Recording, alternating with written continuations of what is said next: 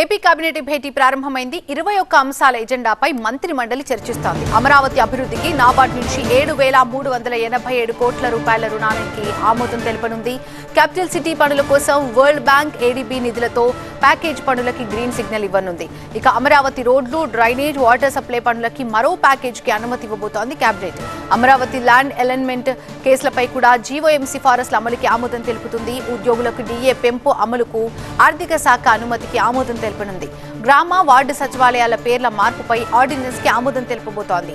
తిరుపతిలో 5 star hotel project రద్దుకి cabinet ఆమోదం తెలుపనుంది. Dugarajapatnam greenfield port ఏర్పాటుపై కీలక నిర్ణయం తీసుకోబోతోంది కేబినెట్.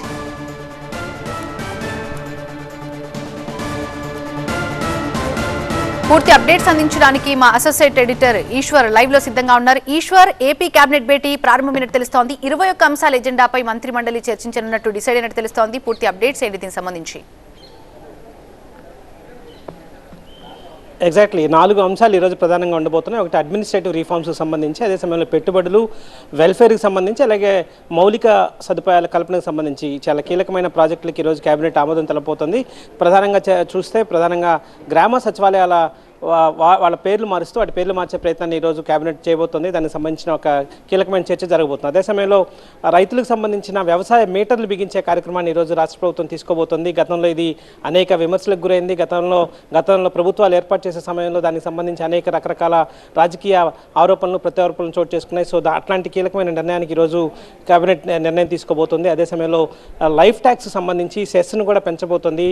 ఎందుకంటే రోడ్ సేఫ్టీ కోసం లైఫ్ ట్యాక్స్లో సెస్ని విధించడం ద్వారా దాని ద్వారా రోడ్ సేఫ్టీకి దాన్ని మార్చి దానికి ఇట్లాంటి రోడ్డు ప్రమాదాలు జరగకుండా చూసే అవేర్నెస్ కార్యక్రమాల నిర్వహణకి అట్లాంటి కార్యక్రమాన్ని తీసుకోబోతుంది. సో ఇవన్నీ చాలా కీలకంగా ఉండబోతున్నాయి. వీటితో పాటు అమరావతి రాజధానికి సంబంధించి మౌలిక వసతుల కల్పనకు సంబంధించి నాబార్డు ఇచ్చిన 7,000 కోట్ల రూపాయలకి కేబినెట్ శాంక్షన్ చేయబోతుంది. అదే సమయంలో మిగతా తాడేపల్లి, మంగళగిరి ప్రాంతాల్లో కూడా అండర్ గ్రౌండ్ డ్రైనేజ్తో పాటు అక్కడ అవసరమైన మౌలిక సదుపాయాల కల్పనకు కూడా ఈరోజు కేబినెట్ కీలక నిర్ణయం తీసుకోబోతుంది. వీటన్నిటికీ అదనంగా చూస్తే రాష్ట్రంలో జిల్లాల పునర్విభజన జరిగింది.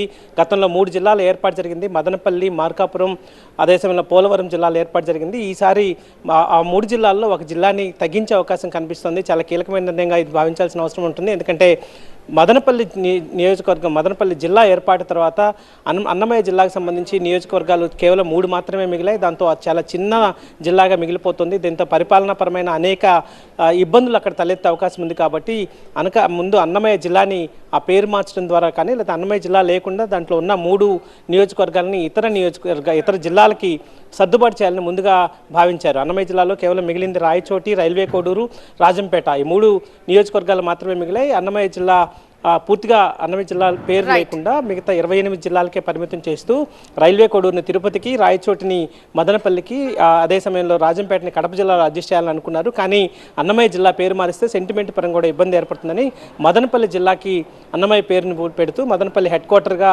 అన్నమయ్య జిల్లాని ఈరోజు తీసుకొచ్చే ఏర్పాటు జరుగుతుంది. సో అలాంటి కీలకమైన చాలా నిర్ణయాలను ఈరోజు రాష్ట్ర మంత్రిమండలి చర్చించబోతుంది. చాలా కీలకమైన అంశాలపైన జరిగే చర్చలో అనేక చాలా ఆసక్తికరమైన అంశాలు కూడా ఇందులో ఉన్న నేపథ్యం కనిపిస్తుంది. Right, thank you for the updates.